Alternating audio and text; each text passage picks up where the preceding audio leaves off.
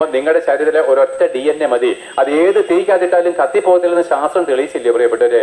ആ ഒരു DNA ഇവിടെ നമ്മുടെ കരങ്ങളിൽ അതിൻ്റെതായിട്ട് പഠിച്ചവരുടെ കരങ്ങൾ കിട്ടിയാൽ ആ DNA 50 വർഷം മുമ്പ് ദഹിപ്പിച്ച് കളഞ്ഞവന് ഒരുവിന്റെ DNA കിട്ടിക്കഴിഞ്ഞാൽ അതിൽ നിന്ന് ആ മനുഷ്യൻ എത്രാമത്തെ വയസ്സിൽ മരിച്ചു, അവന്റെ രൂപം എന്താണ്, അവന്റെ നിറം എന്താണ്, എല്ലാം നമുക്ക് അവൻ വെളിപ്പെടുത്തി തരുമായിരുന്നു. പ്രിയപ്പെട്ടവരെ, അങ്ങനെ മനുഷ്യർക്ക് കഴിയുമെങ്കിൽ 1000 ആണ്ട് കഴിഞ്ഞ് ലോകം അവസാനിക്കുന്ന നാളില് നമ്മളെ ഇതേ രൂപത്തിൽ നിന്ന് ഈ ചാരത്തിൽ നിന്ന് ദഹിപ്പിച്ച ചാരത്തിൽ നിന്ന് ഉയർപ്പിക്കുവാൻ ദൈവം ശക്തനല്ലയോ പ്രിയപ്പെട്ടവരെ?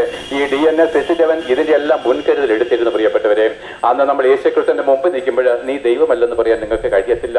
ഈ പ്രസംഗത്തെ നിഷേധിക്കുവാനും നിങ്ങൾക്ക് കഴിയത്തില്ല.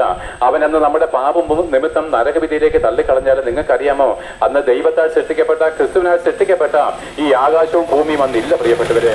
അന്ന് ലോകം അവസാനിച്ചിരിക്കും, സമുദ്രവും നീറുകൊള്ളുന്നതില്ല.